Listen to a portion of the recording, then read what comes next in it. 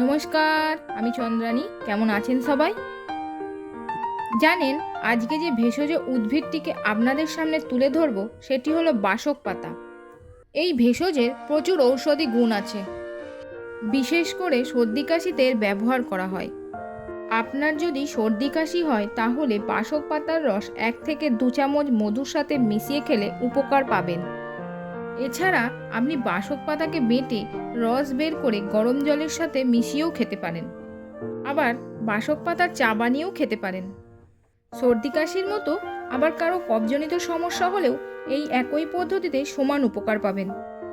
আবার যদি ত্বকের যত্নের কথা বলি, সেখানেও বাসক পাতার ব্যবহার আছে। বাসক পাতাকে বেটে পেস্ট করে ত্বকের সংক্রমিত ফোলা স্থানে লাগালে উপকার পাবেন। বিশেষ করে মেয়েদের মাথায় উকুন হয়। এই উকুন দূর করতে স্নান করার কিছুক্ষণ আগে বাসক পাতার রস বের করে মাথায় মেখে নিতে হয় এবং তার কিছুক্ষণ পরে স্নান করে নিলে মাথার উকুন দূর হয়।